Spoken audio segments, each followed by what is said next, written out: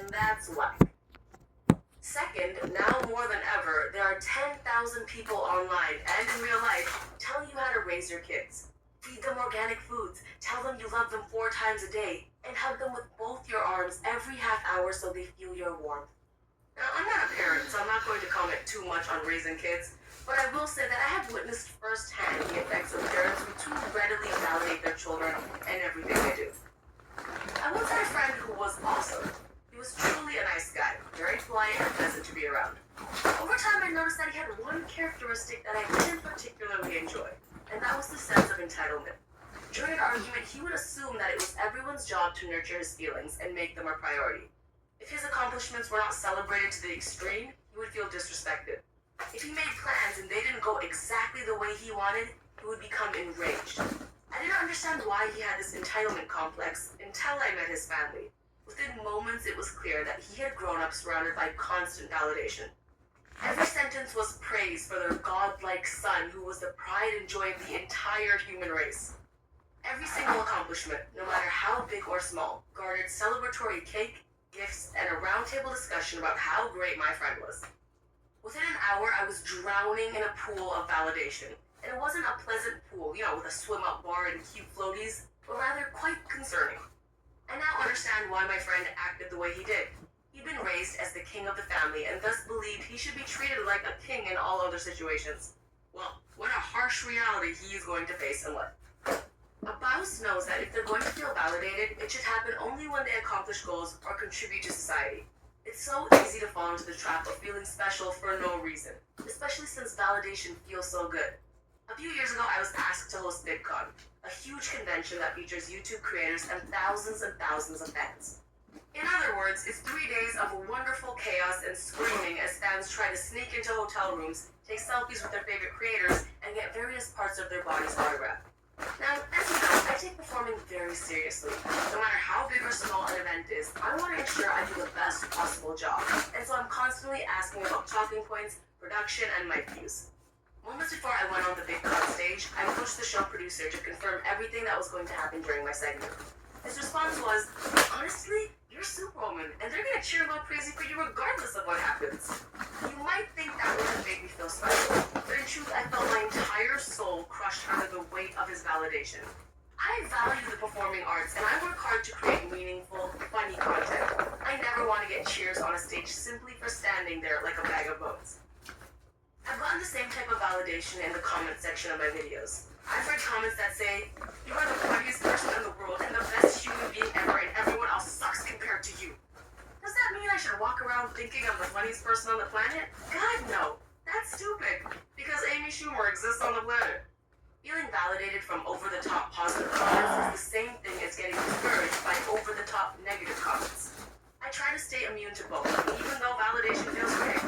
Sometimes when I ask my audience what they want to see in the next video, I'll get responses like, you can make a whole video just sitting and saying nothing and we'd still watch it. But I would rather strangle myself with my hair than make that video. And by the way, strangling myself with my hair is very possible. My cousin used to do it to me all the time when we were younger. Oh, but it was painful though, like, don't call the cops. I never want to let my own entitlement get in the way of my content. That's a slippery slope, and I choose not to go skiing. I treat feedback the way teachers treat standardized tests. You cut off the highest and lowest outliers, and don't let them impact overall score. The greatest feedback and the worst feedback are both dangerous in their own way. On that point, one of the biggest dangers of being easily validated is the fact that validation is a major threat to one's ambition and hustle. When you have a list of 10 goals and people throw you parties after you finish 3 of them, that might make you feel like maybe the other 7 goals aren't that important. Or you know what? I'll get to them later, after all these celebratory events being held in my honor are over. Validation is temporary, and the Baus thinks long-term. Don't get me wrong, you should definitely celebrate when you accomplish something great. Celebrating yourself is an important part of loving yourself. But be aware of getting validated without reason or too often, because an overly comfortable environment is not one in which hustle thrives. I'm confident that one of the reasons my hustle is so raging is that my mother keeps her validations locked away in a chest that she only occasionally opens. I can call and tell her about the biggest deal I just signed, and she will respond by saying, that's really good. That's it. She's happy and proud, but there's no need to throw me a parade every time I do something. That helps me keep my goals in perspective and not get sidetracked by the euphoria of glory. Nice comments on Instagram, compliments in real life, and celebratory dinners will all be great. They mean your friends and family care about you. But do not let these gestures cloud your sense of reality and affect why you do what you do. Or worse, let them convince you that you don't need to do anything else. If you're reading this and feeling offended, I'm going to ask you to take a deep breath and let your guard down. Don't stop listening to this audiobook and don't watch party videos on YouTube to make yourself feel better. It's a beautiful thing to let achievements make you feel good, rather than praise and other fluffy things. You're not a parking ticket. Don't get so easily validated. Participation ribbons are for country fairs, not life. You don't get one for being born. Chapter 31. Protect your vision. In sex education class, I learned that when a man and woman have intercourse, this woman can become impregnated and carry a child in her belly for 9 months.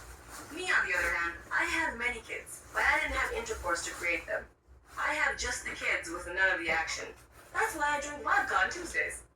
Recently, I've learned that there are other ways to have children, or at least in my opinion, the fulfillment that comes from having kids.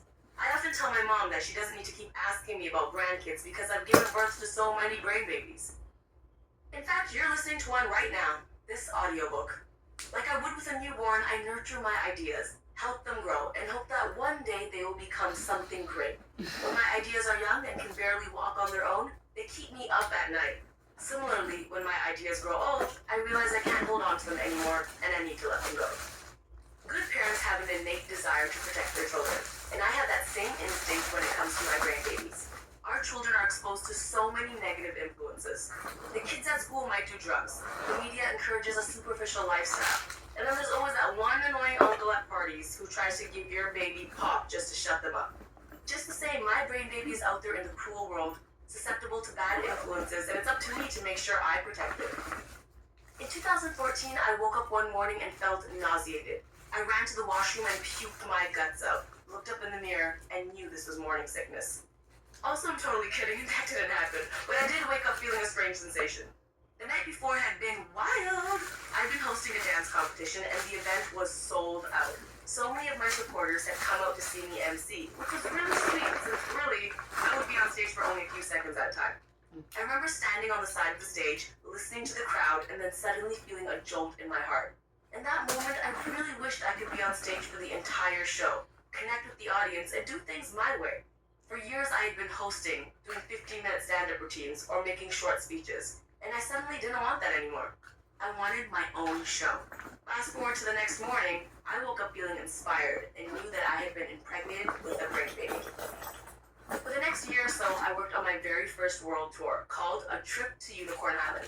Like most new mothers, I had no idea what the hell I was doing, but I knew I loved this baby with all my heart. I wanted to feed it organic fruits and use only natural baby products. Whenever I met someone new, I pulled out my phone to show them pictures of my tour creative because it was growing so fast. My Facebook feed was filled with sentimental posts about my tour. I was that mother. After several late nights filled with pizza and alcohol, by the way, the good thing about brain babies is that drinking may actually have a positive impact on them. Unlike real human babies who are just selfish and demanding, kicking you off in your uterus. Just saying. I had a vision of how I wanted this show to look. I had ideas for everything, from the marketing, to the costumes, to the merchandise being sold. Now, when people embark on their first tour, it's usually small, often within a particular region of the globe, and the crew is minimal. But I wanted my show to be a world tour that traveled across the planet, was theatrical in nature, and was above and beyond anything I'd ever done. It came as no surprise when my manager called me and said the production company had crunched all the numbers and had some concerns. From that point on, meetings and phone calls were filled with various obstacles that threatened my vision. Finances, logistics, legalities, and a bunch of other ridiculous things like gravity. Whatever, gravity, you're not the boss of me. One of the major sticking points was the number of dancers that would be on tour with me. I envisioned a was told that we could only afford 4. Over and over again, I was told I needed to confirm 4 dancers, or else the tour would not be